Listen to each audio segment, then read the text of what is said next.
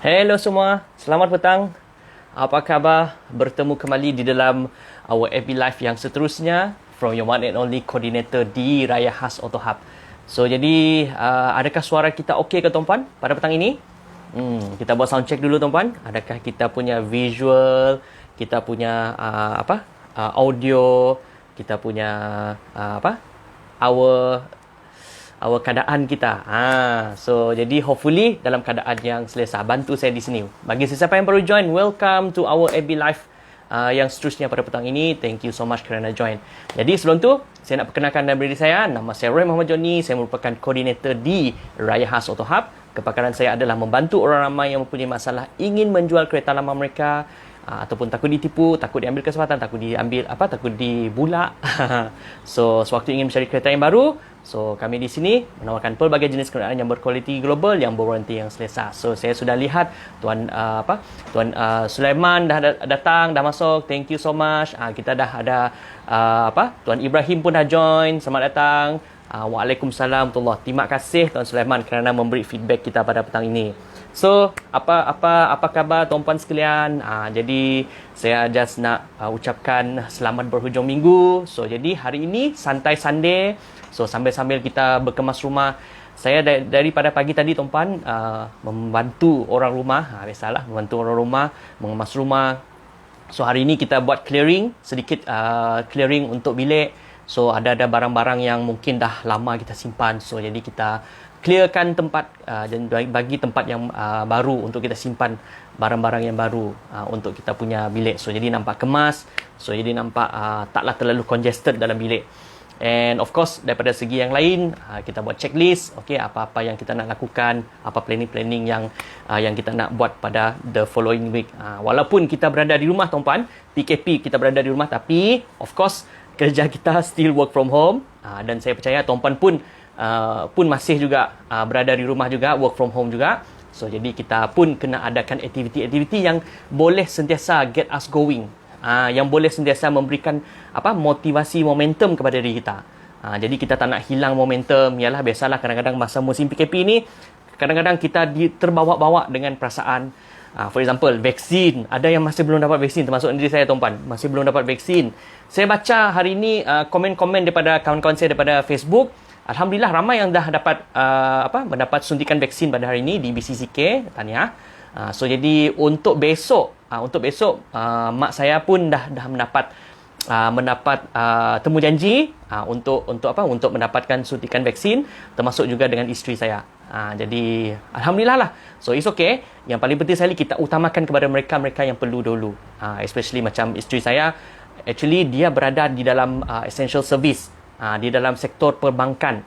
So jadi kena turun ke pejabat untuk bantu daripada segi sektor-sektor perbankan dan sebagainya. So jadi memang amat patut untuk beliau diberi suntikan terlebih dahulu kerana beliau lagi terdedah dengan risiko yang mana kita tidak tahu betul.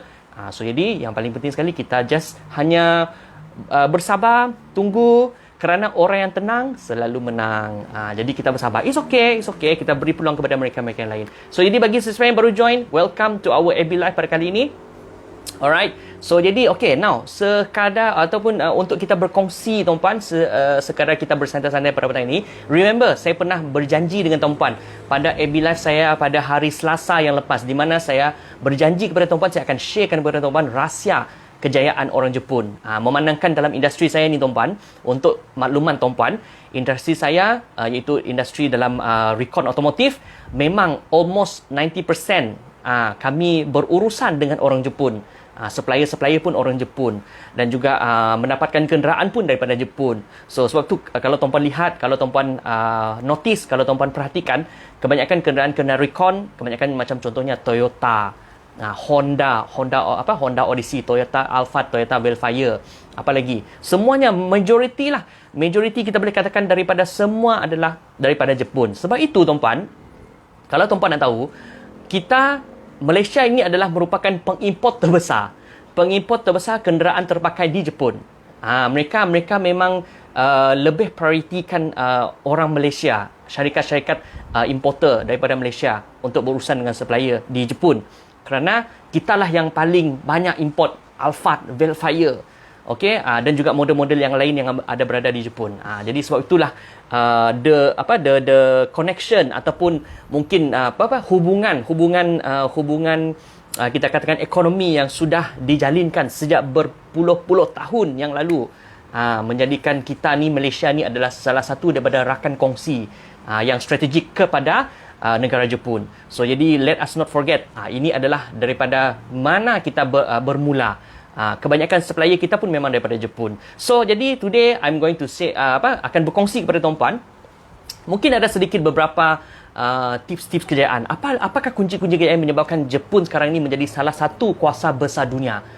Kan remember saya pernah sharekan kepada tuan-puan satu ketika dulu, last Tuesday di mana saya mengatakan bahawa saya mention Jepun ini tuan-puan, negara Jepun ini dulu satu ketikanya waktu Perang Dunia Kedua dah dibom oleh tentera Amerika.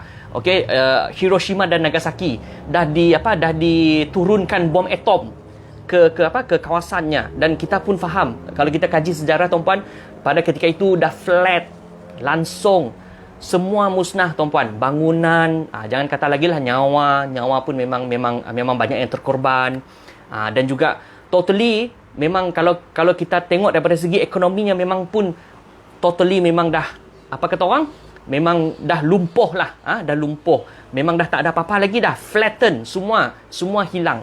Okey, sebab itu tuan-puan, ini satu bonus saya nak sharekan kepada tuan-puan. Sebab itu sejak daripada Perang Dunia Kedua, Jepun mengambil polisi untuk tidak mempunyai tentera untuk bertempur ataupun berperang. Dia hanya ada tentera untuk mempertahankan kawasan ataupun negara. Jadi ini adalah satu yang menarik yang kita boleh faham, di mana Jepun sudah tak nak lagi nak berperang dengan mana-mana dunia, mana-mana kuasa besar dunia. So jadi sekarang ini mereka punya motif ataupun tujuan mereka mengadakan ketenteraan di negara Jepun adalah sekadar untuk defense, untuk mempertahankan negara pertiwi mereka sahaja. Mereka tidak go for like going to a war dan sebagainya. So mereka lebih kepada macam peacekeeping punya proses. Mereka lebih kepada macam contohnya misi-misi keamanan. Misi-misi keamanan. Tapi yes, still walaupun kita katakan bahawa Jepun ini merupakan kuasa besar dunia, tapi jangan tuan-puan silap, the teknologi ketenteraan mereka still masih lagi di hadapan berbanding dengan negara-negara yang lain. Walaupun mereka mengambil keputusan untuk tidak menjadi negara yang nak berperang, tapi the army, ketenteraan mereka still lagi solid, still lagi memang masih mempunyai senjata-senjata yang canggih. Cuma mereka tak nak menggunakan sahaja. Alright? So jadi ini adalah di antara trivia yang menarik tentang Jepun. Okay, now berbalik kepada topik of discussion kita pada petang ini tuan-tuan, di mana kunci kejayaan, 5 rahsia kejayaan orang Jepun. Kenapa Jepun sekarang menjadi sangat famous, sangat sukses? Mereka telah melangkaui all the expectation.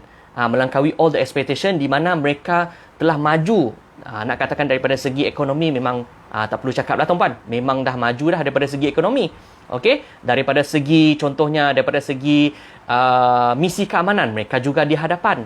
Apa lagi? Daripada segi contohnya untuk membekalkan contohnya membekalkan agriculture, mereka juga di hadapan. So jadi banyak sektor-sektor yang di mana Jepun ini yang sudah menjadi role model kepada negara-negara lain. Jadi petang ini kita nak kupas, kita nak share apa dia punya 5 kunci kejayaan ni. Alright. So jadi bagi sesiapa yang baru join, welcome to our FB page pada petang ini, FB live kita pada petang ini. Jangan lupa tuan-puan, bagi sesiapa yang follow, jangan lupa untuk share, tekanlah butang share, dan juga kongsikanlah di timeline tuan-puan sekalian, jadi supaya semua orang pun boleh mendapat sesuatu yang bermanfaat pada petang ini. Alright.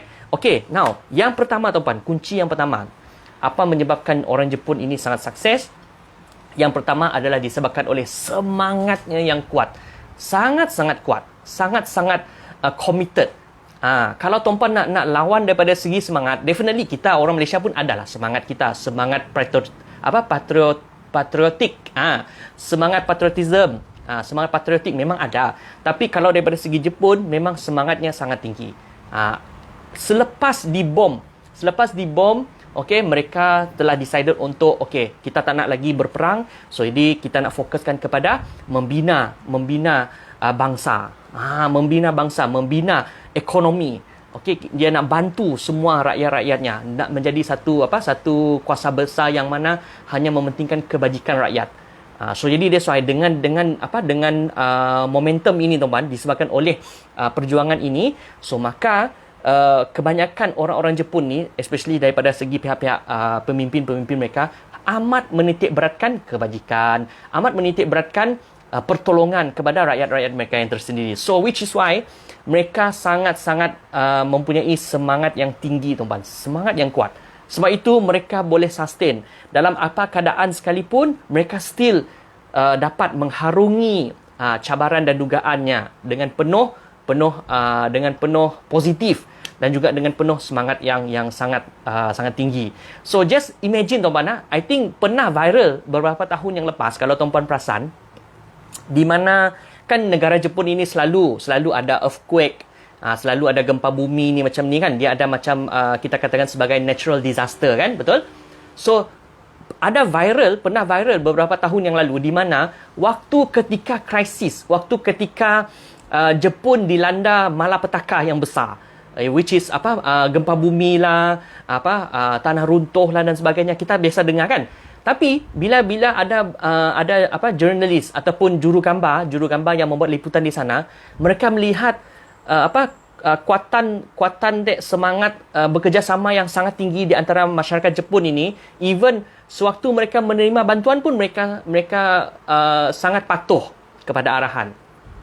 Semangat mereka kerana nak cintakan negara, mereka patuh, mereka dengar arahan. Okey, mereka mendapat bantuan pun dengan penuh tertib. Saya rasa pernah mungkin tuan-puan pernah melihat satu ketika dulu bila mana terjadinya malapetaka ataupun gempa bumi satu ketika dulu, pernah viral gambar itu. So kita lihat bagaimana semangat mereka mementingkan jiran, mementingkan keluarga. Dan juga mereka memang patuh lah. Mereka queue up cantik-cantik. Ini adalah salah satu daripada ciri-ciri yang menyebabkan kenapa Jepun sebegitu sukses sehingga ke hari ini. Disebabkan oleh semangatnya yang kuat. Alright, boleh follow. Jadi bagi sesiapa yang baru join, welcome to our AB Live pada petang ini. So jangan lupa untuk tekan button share. Jadi kita boleh sampaikan manfaat ini kepada seberapa ramai mungkin. Thank you so much kepada yang tekan. Bagi sesiapa yang dah tekan button share, saya doakan tuan-puan murah rezeki, dipermudahkan segala urusan. Amin. Okay, so now kita pergi kepada yang seterusnya tuan-puan.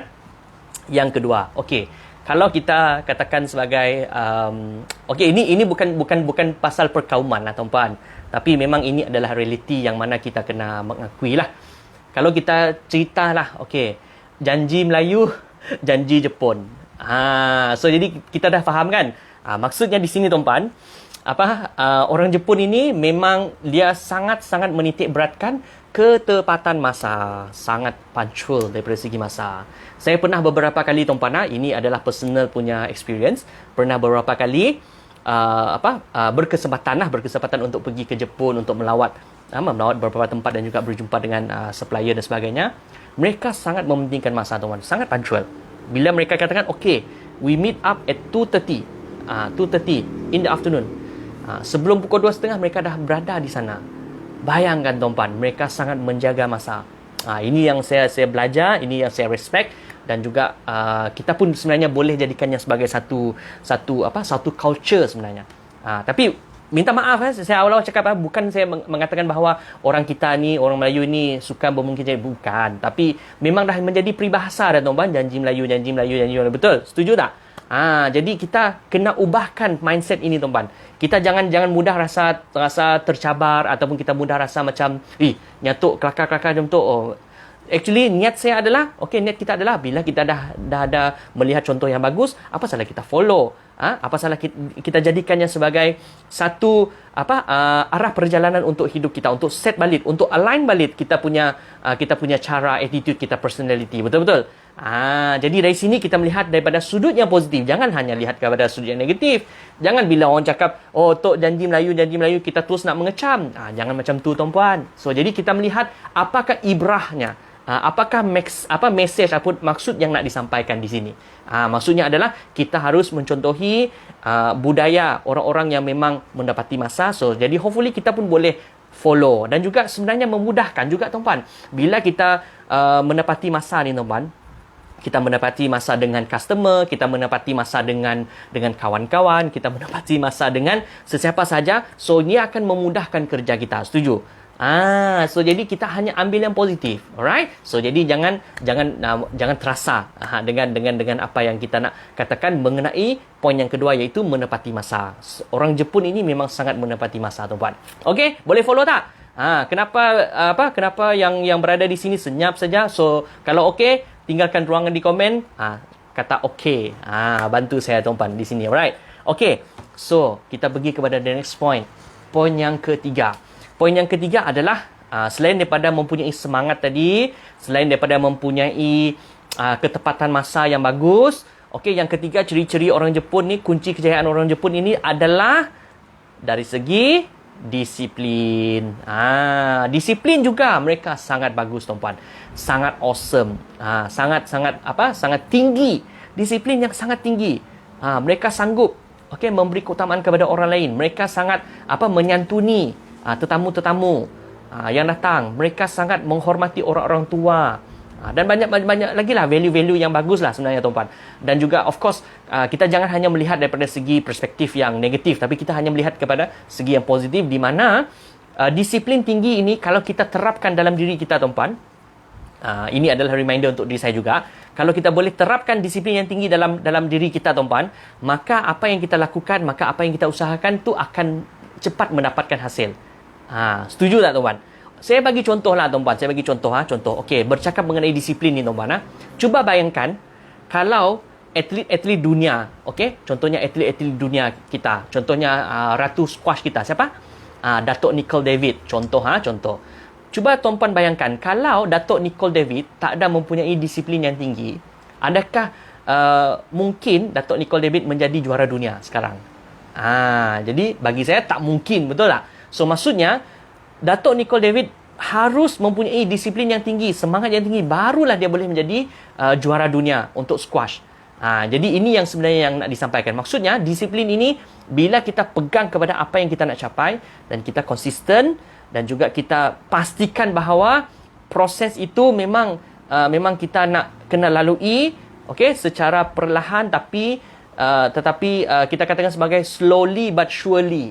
Maka pasti akan ada hasilnya di kemudian hari. Cuma kita kena bersabar saja, tuan-tuan. Betul-betul?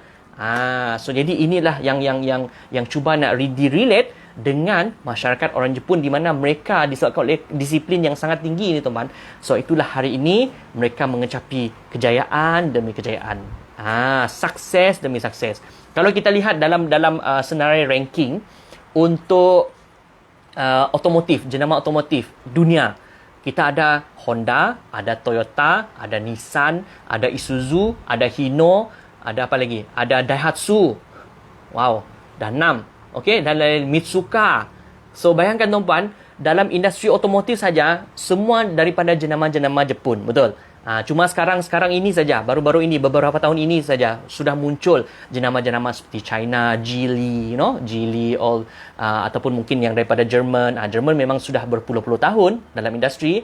Tapi kita boleh faham di sini bahawa kebanyakan manufacturer kereta, kebanyakan daripada Jepun. Seperti mana yang telah saya sebutkan tadi, jenama-jenama ini. Siapa yang tak kenal jenama-jenama ini, tuan-tuan? Kalau yang tak kenal tu memang minta maaf lah. Mungkin mereka tidak mengikuti peredaran masa. Saya sebutkan ini hanya 7 yang saya ingat dalam fikiran saya. Mungkin ada yang lain yang kecil-kecil lagi. Yang tak disebut. Mazda. Belum sebut lagi. Jadi nampak tak, tuan-tuan? Nissan.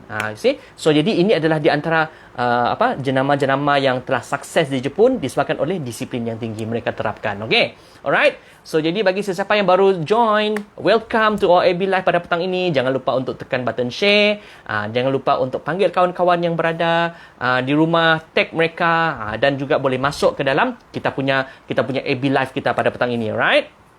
Okay. Jadi poin yang seterusnya, tuan-tuan.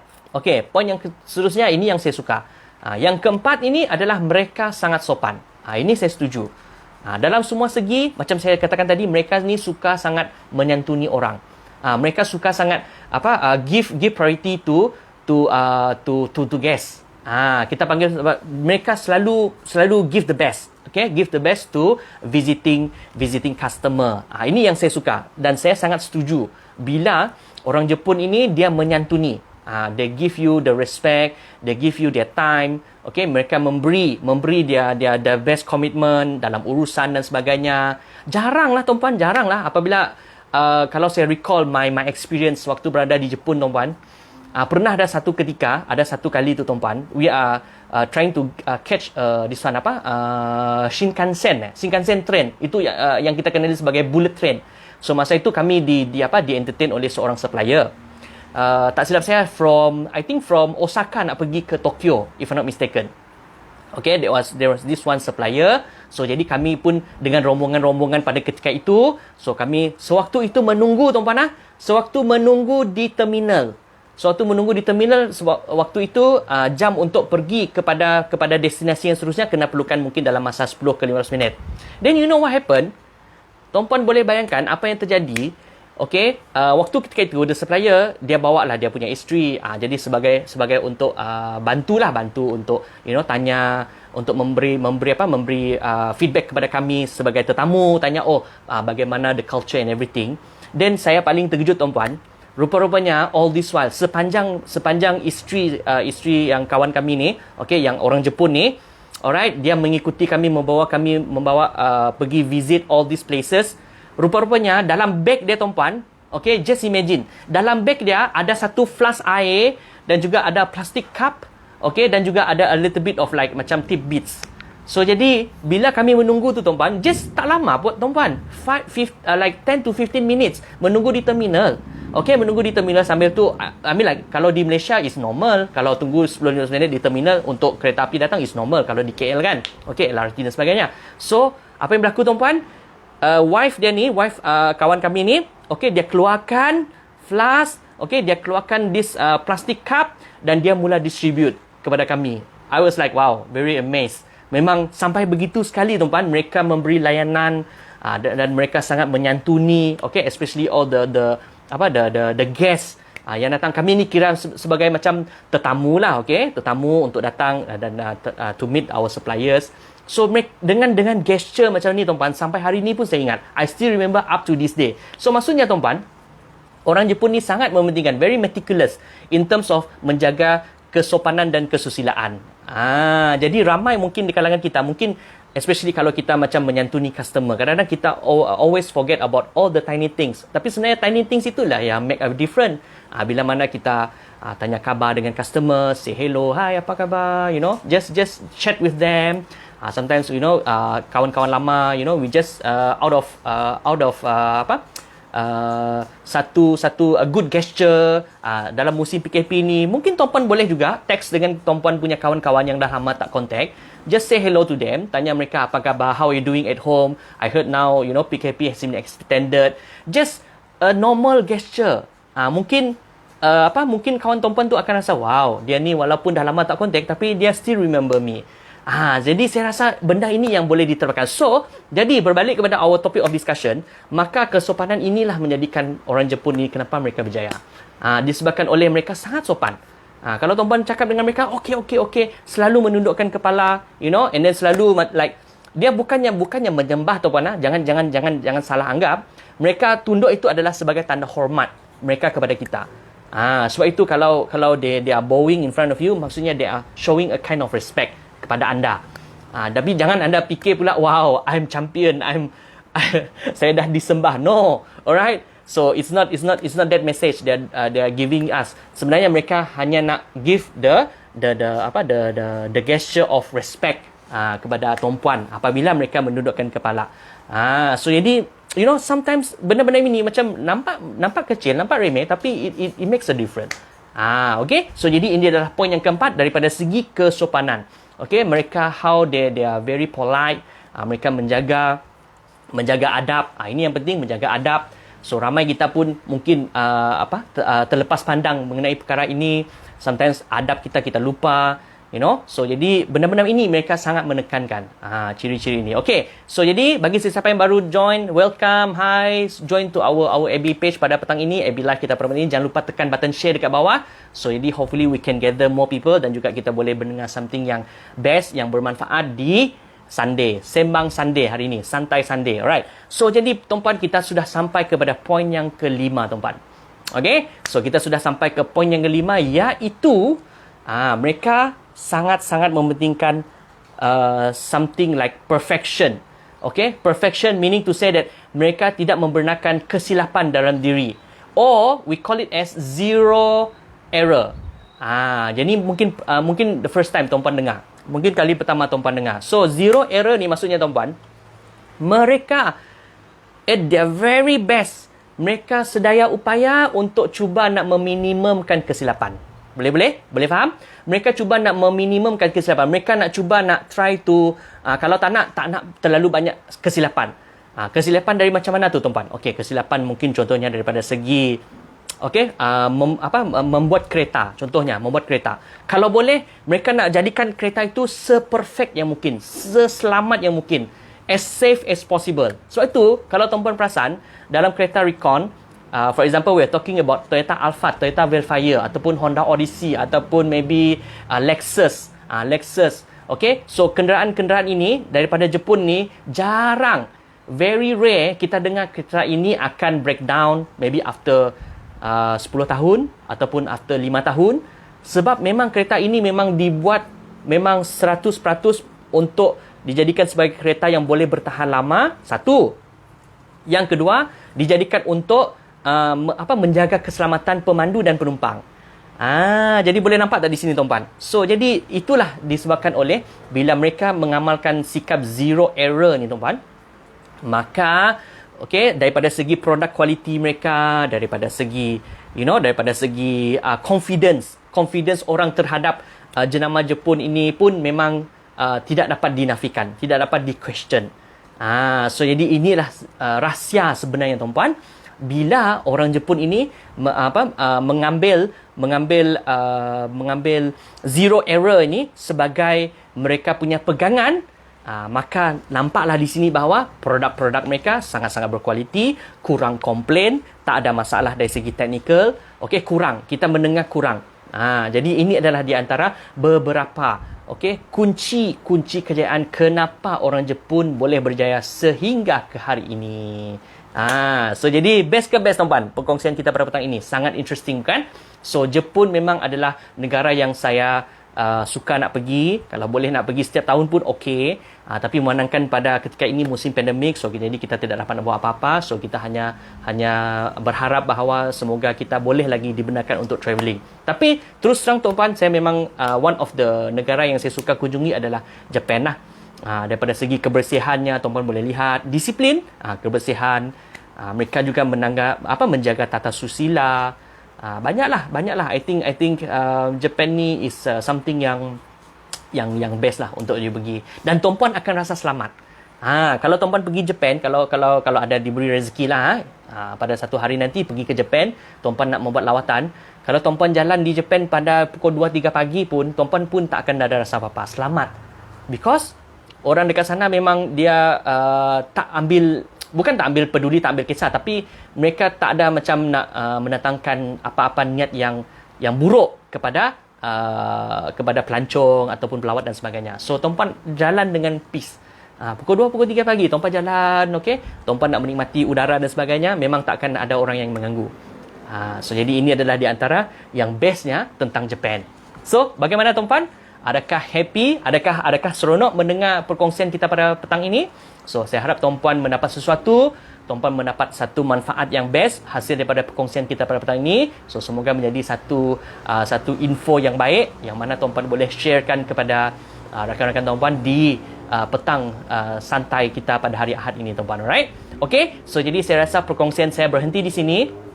Okay, don't forget to share, to click on the share button, tekanlah butang share tu tuan-puan untuk sampaikan kepada mereka yang lain, dan jangan lupa juga tuan-puan untuk like, comment dan juga subscribe our official FB page, iaitu di Raihas Auto Hub, our Instagram account di Raihas, dan juga our YouTube channel, Arcade Auto Hub channel, bagi mendapatkan information yang terkini berkenaan dengan otomotif. So jangan lupa tuan-puan, saya bersama dengan anda. Okey, kami bersama dengan anda setiap hari. Okey, kami akan bersiaran setiap hari sepanjang musim PKP ini untuk menemani anda. Okey, untuk memberi anda manfaat, untuk berkongsi idea kepada tuan-puan sekalian. So, jadi sama-samalah kita mendepani musim PKP ini dengan penuh tenang dan juga positif, alright? Okey, so jadi setakat ini perkongsian saya daripada Raya Khas Auto Hub. Wow, Tuan Mark Foster sudah join. So, congratulations, Tuan Mark Foster kita sudah mendapat suntikan vaksin. Wow, congratulations. So, I'm still waiting for my slot. So hopefully dapat diadakan secara dalam masa yang terdekat ini. Okey, tahniah. Okey, alright. So tuan-puan, thank you so much kerana telah mengikuti AB Live saya pada ini. Harap-harap tuan-puan seronok mendengar. Okey, seronok mendengar kita punya perkongsian pada petang ini, dan jangan lupa untuk follow rapat-rapat our Raya Khas Auto Hub. So kami pasti akan share lagi apakah information terkini, dan juga kami akan kongsikan kepada tuan-puan our incoming stock. Incoming stock pun ada. So kami dah sharekan di kami punya official AB page. So jadi tuan-puan boleh kunjungi our page Raya Khas Auto Hub, dan sekiranya kalau ada kawan-kawan yang tengah mencari model-model itu, tolong tag mereka. Tolong bagi tahu dekat mereka there are incoming stocks yang mungkin kebetulan model yang mereka nak cari. Alright. Okay, so jadi saya berhenti di sini. Thank you so much. Saya akan jumpa tuan-puan untuk AB Live yang seterusnya. Bye-bye.